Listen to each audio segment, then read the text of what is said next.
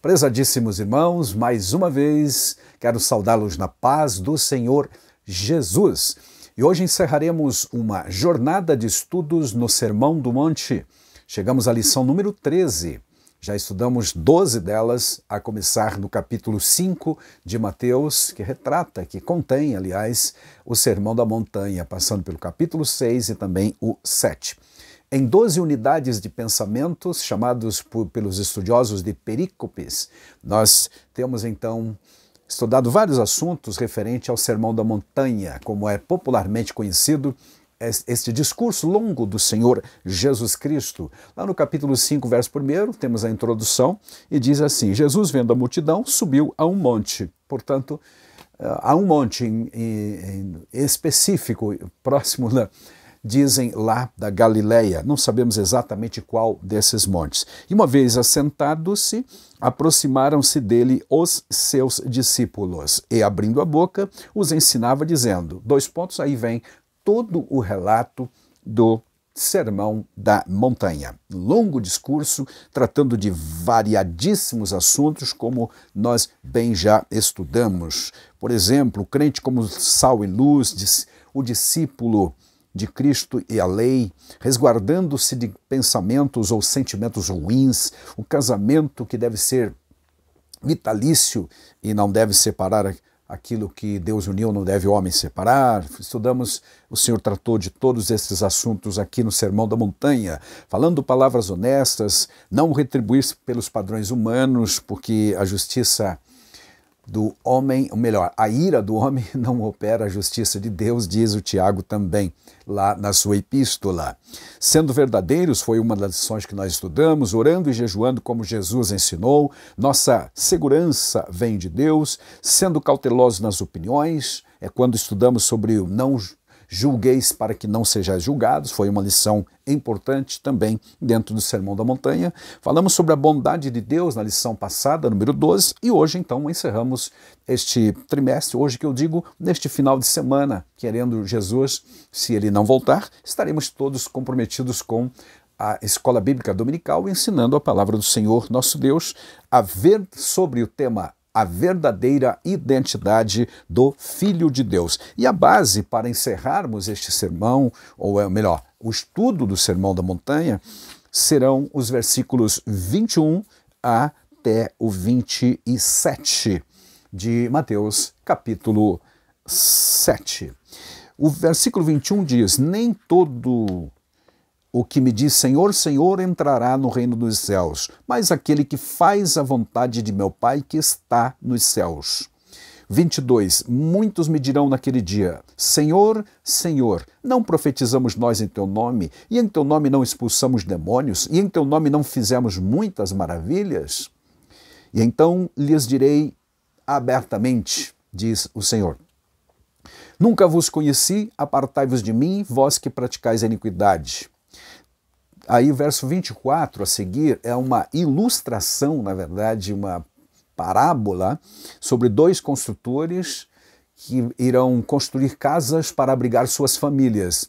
E o Senhor Jesus começa então no verso 24 dizendo desta forma, todo aquele, pois, que escuta estas minhas palavras e as pratica, é semelhante ou assemelhá-lo-ei ao homem prudente que edificou a sua casa sobre a rocha.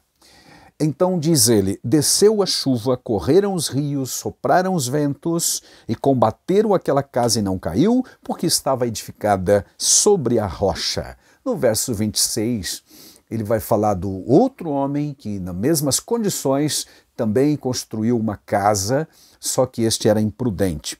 Diz o verso 26, e aquele que ouve estas minhas palavras e não as cumpre ou não pratica, compará-lo-ei ao homem insensato, sem juízo, sem noção de perigo, por exemplo, que edificou a sua casa sobre a areia e desceu a chuva, a mesma chuva.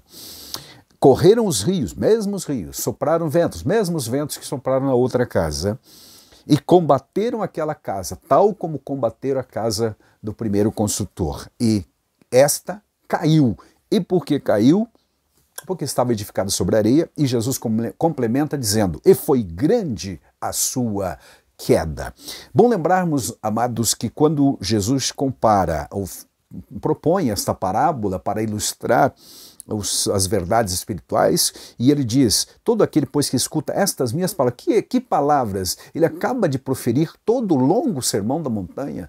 Então ele está dizendo literalmente ou textualmente, todos aqueles que aprendem, que estudam ou que ouvem a pregação, aqueles que estavam presencialmente lá, e aqueles que hoje têm a reprodução deste sermão de forma escrita na Bíblia Sagrada e tomam conhecimento e praticam, ou seja, cumprem, obedecem ou andam de acordo com os seus ensinos, é comparado a um homem prudente, um homem sensato, que construiu a casa, afinal, constrói-se casa para abrigar uma família. E naqueles tempos idos, quem construía a casa era o próprio morador, você sabe disso. Hoje a gente compra casas feitas ou manda fazer, em geral não se faz mais pessoalmente a casa, são raras algumas exceções naturalmente.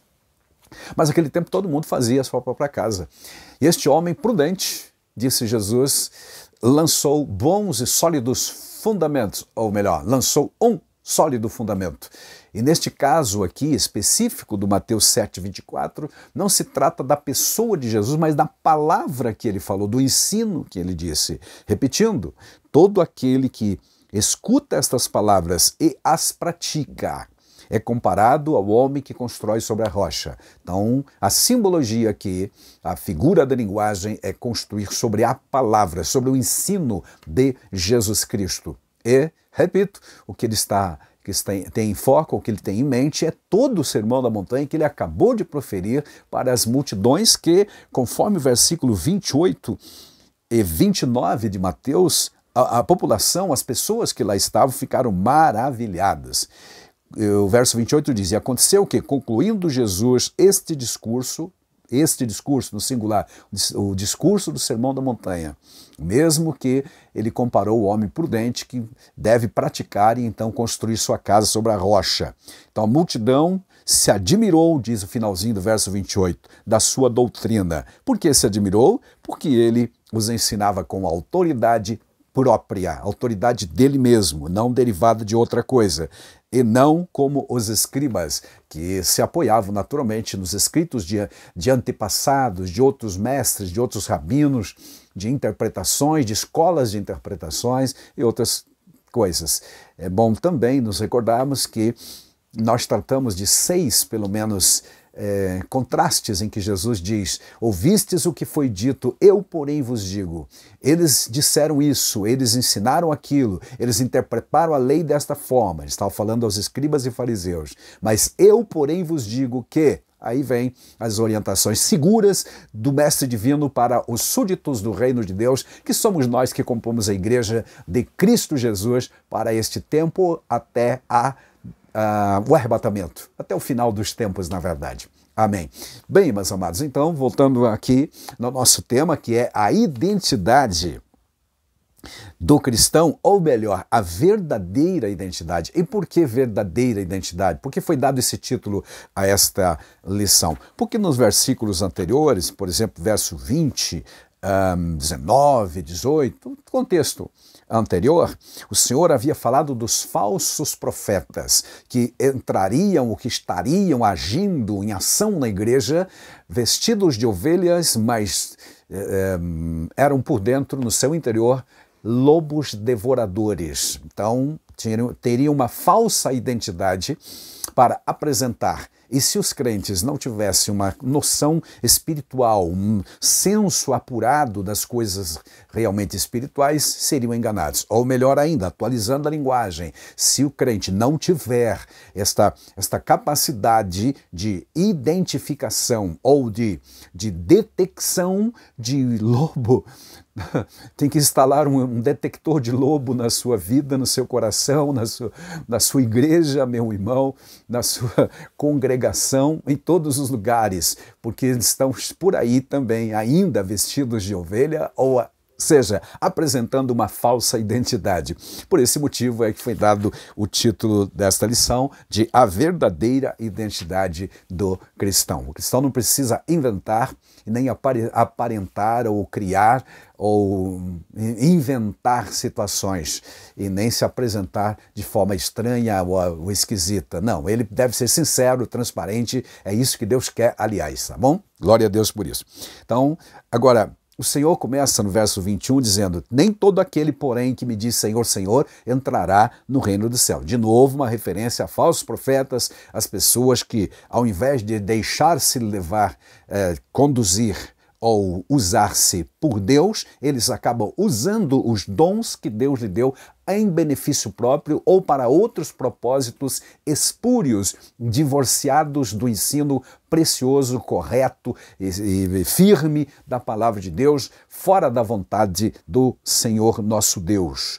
O verso 22, apontando já para o juízo final, porque há quem diga que esta gente que possivelmente ou pretensamente ou potencialmente realizou estes sinais mencionados aqui não eram crentes, porque Jesus vai dizer no finalzinho aqui: não vos conheço, apartai-vos de mim, praticantes da iniquidade, ou vós que praticais a iniquidade, diz o versículo 23. Mas há aqueles que acreditam que eram crentes sim, que depois de algum tempo caíram fora da graça, voltaram atrás, mas que fizeram, ou melhor, foram usados para realizar milagre. De qualquer forma, seja qual interpretação for que dermos, está claro aqui, meus amados, que muita gente naquele dia tentará se justificar dizendo: Senhor, nós profetizamos em teu nome, ou seja, usamos o teu nome, a autoridade do teu nome para profetizar, para nos comunicar. Profetizar aqui é comunicar a mensagem de forma sobrenatural. Fizemos isso, Senhor, e tu não vais nos conhecer? Essa é a nossa identidade. Mas esta é uma falsa identidade, porque Jesus vai dizer: não vos conheço, ou seja, nunca os vi. Vocês não fizeram isso de coração, ou se fizeram, depois abandonaram completamente a fé. Em teu nome. Ainda o versículo 22 diz: e em teu nome também não expulsamos demônios.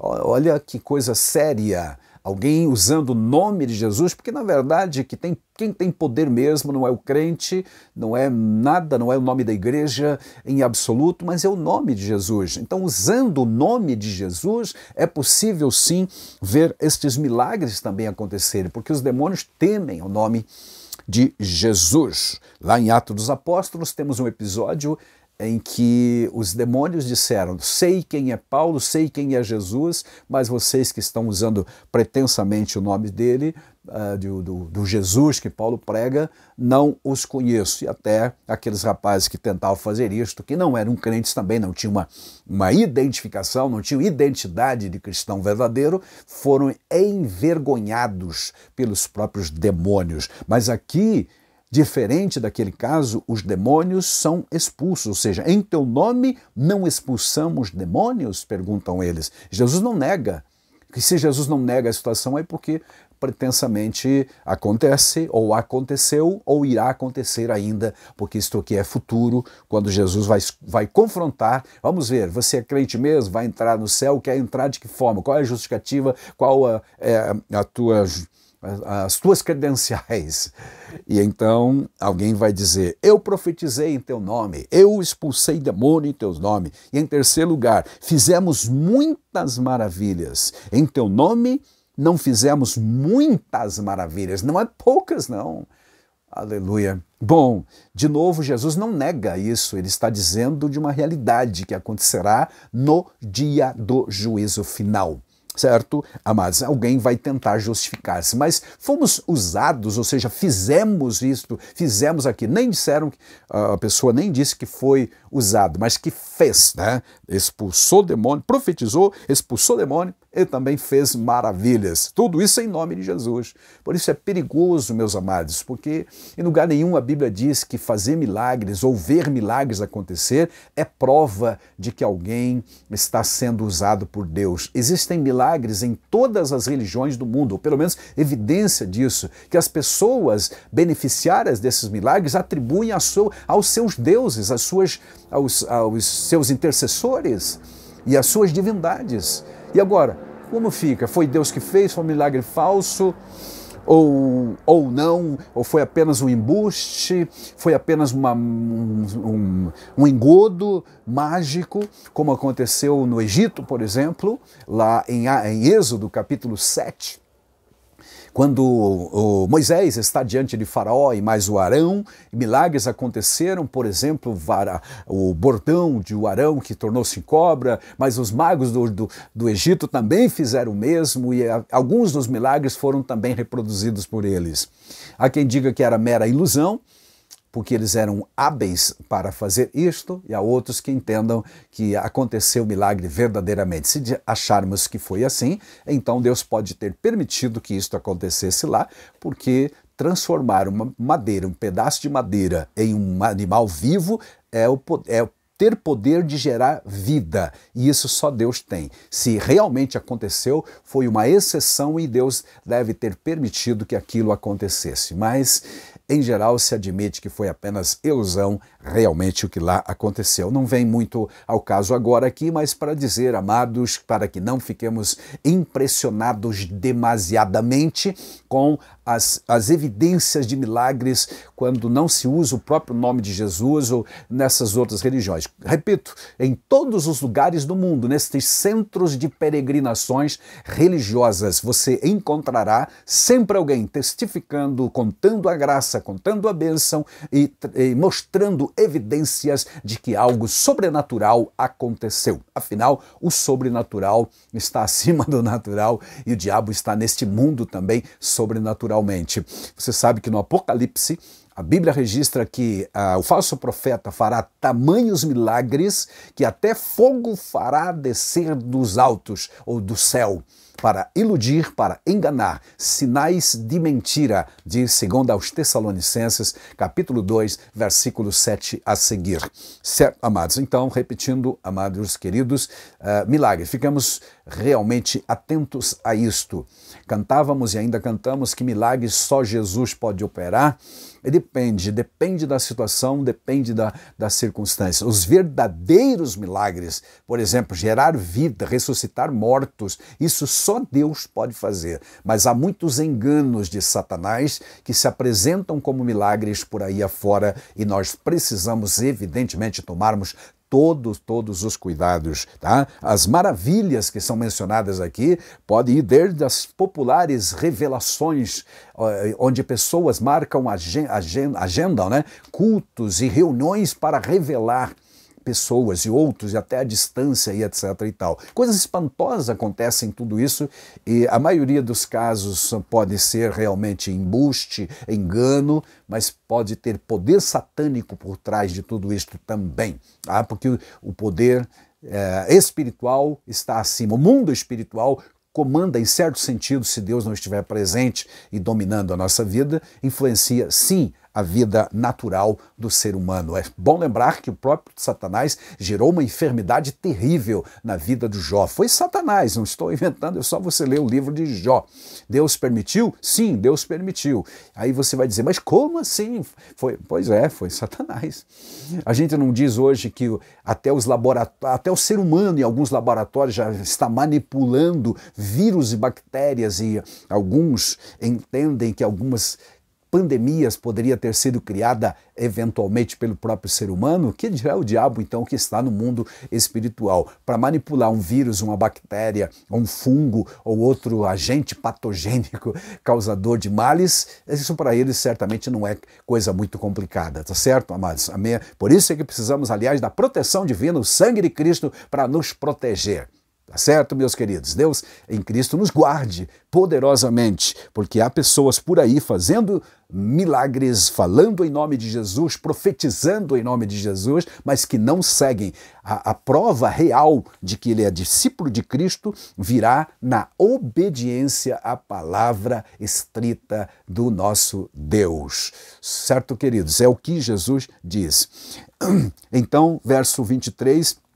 mais uma vez diz assim: então lhes direi abertamente, nunca vos conheci, apartai-vos de mim, vós que praticais a iniquidade. Eles eram gente espiritual pretensamente, enganando, operando esses milagres, profetizando, mas Jesus os chama de praticantes da iniquidade. Iniquidade é um tipo de pecado classificado como consciente, pecado de gente que sabe que não deve fazer e faz. Pecado religioso, pecado de gente que conhece a Bíblia. Todo aquele, pois, que escuta estas minhas palavras, aí vem a ilustração daquele que pratica a palavra. Então, o verdadeiro discípulo, a identidade do discípulo é basicamente essa. Ele cumpre, ele obedece a palavra de Cristo na sua íntegra, de forma correta, de forma certa, evidentemente bem interpretada para a glória de Deus. Então esta lição, amados, terminando o nosso trimestre, fala desta grande situação em que Jesus concluiu, fechou o Sermão da Montanha,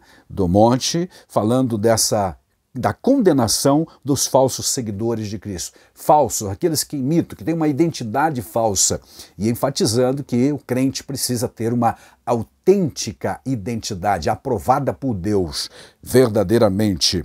Glória a Deus. Será que uma fé só de palavras vale? Evidente que não. A Bíblia toda está repleta de orientação sobre isso. Nem todo aquele que me diz Senhor, Senhor, entrará no reino dos céus. E o Tiago vai enfatizar que uma fé sem obras, sem realizações, é uma fé morta. Então, mais do que palavras, mais do que discursos religiosos, mais do que chavões, mais do que clichês, mais do que verbalizações devocionais, nós precisamos de praticar a palavra de Deus neste nosso tempo, nesta nossa realidade vivida em todos os tempos, aliás. Fazendo isto, disse Jesus, estaremos construindo a casa sobre a rocha, que é a palavra, que é, neste caso aqui, a revelação de Deus, as Escrituras Sagradas. Então teremos segurança, soprarão os ventos,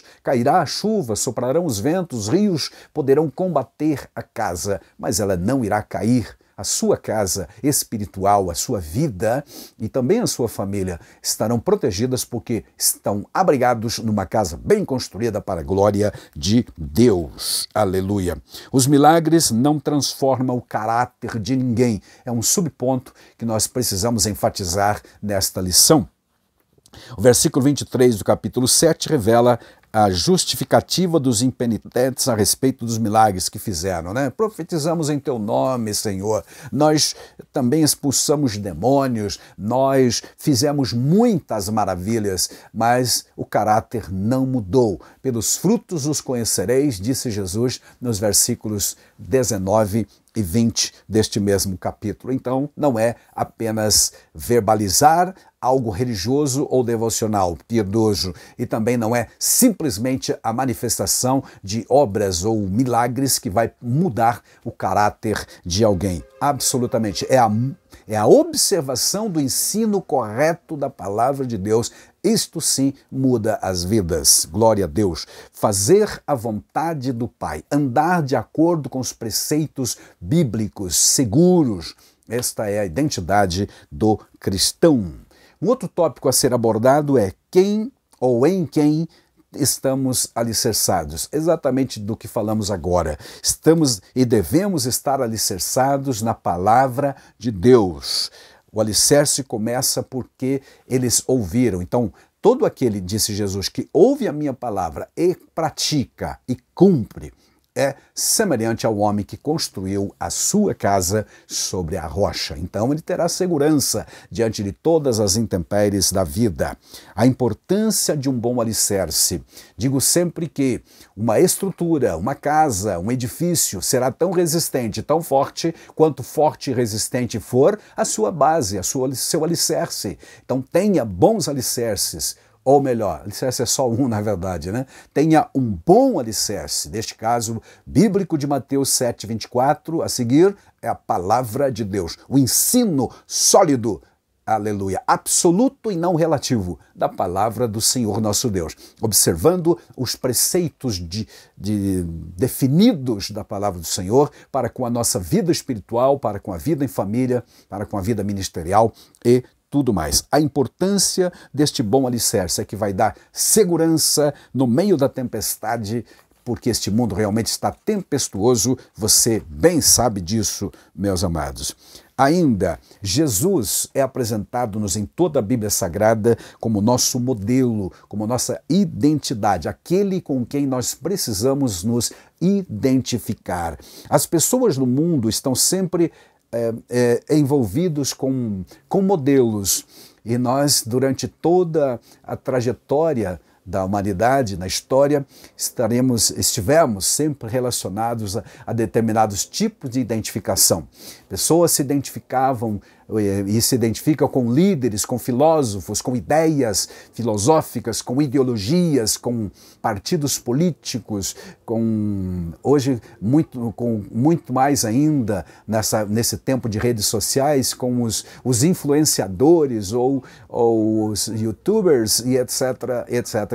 Então eu me identifico com isto, com aquilo, que ela já se ouviu no mundo político, por exemplo, tal fulano ou fulano e tal não me representa, ou seja, não me identifico com ele, me identifico com outras pessoas, etc. Com quem, afinal, o crente, o cristão verdadeiro deve se identificar?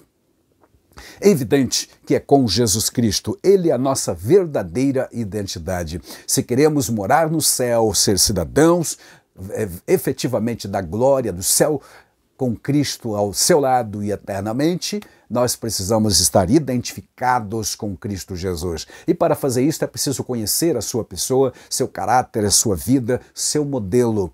Ele deve ser o nosso modelo no qual nos mirarmos para nos identificar. Glória a Deus. E quanto mais perto andarmos dele, mais fácil será, então, reproduzir a sua identidade. Jesus é o nosso modelo, ele é o nosso paradigma, ele é o nosso mestre divino. Aleluia.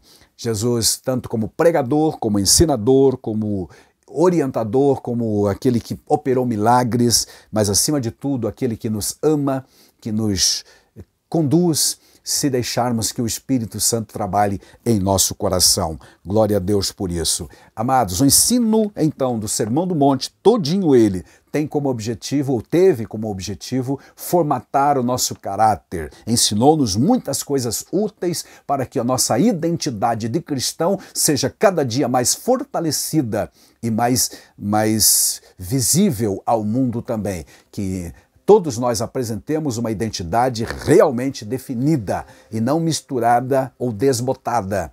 Desbotada, interessante, uma identidade desbotada vai ser difícil para alguém identificar, mas que não haja nenhuma dúvida, quando alguém nos abordar, nós possamos realmente dizer: sou cristão, sirvo a Jesus, amo a Ele, e conforme diz Pedro lá na segunda carta, 3:15, nós precisamos estar preparados para dar o motivo da nossa fé, a razão por que nós cremos em Jesus e porque temos uma identidade com Ele, estamos identificados com Ele. E agora eu faço em termos de pergunta: você realmente tem andado de forma que as pessoas identificam você com Jesus? Porque isto é pregar o Evangelho, isto é vivenciar o Evangelho para as pessoas, é reproduzir a mensagem de Deus, é ser a carta lida, como diz Paulo, para o mundo. Então, meus amados, veremos o quanto a virtude do reino de Deus tem um padrão elevado e celestial para a nossa vida. Aleluia. O próprio Jesus diz lá em 5:48, sede vós perfeito, como perfeito é o vosso Pai que está no céu. 1 Coríntios 11:1, Paulo disse, sede meus imitadores, porque eu sou de Cristo. Esta mesma realidade ele diz também aos Tessalonicenses, aos Efésios também, no capítulo 5. Sede, pois, imitadores de Deus, diz o apóstolo Paulo lá no capítulo 5 de Efésios. Deus em Cristo nos abençoe. Encerrando este trimestre, estudos abençoados no Sermão do Monte, aprendemos muitas coisas úteis, lembramos de algumas que já sabíamos e que isso tudo venha realmente somar no montante maior e fazer com que a nossa identidade de cristão esteja cada vez mais, aliás, patente, visível e plausível, identificada para o mundo, com Cristo Jesus naturalmente, tá? Que o mundo possa Cristo em ti ver. Amém.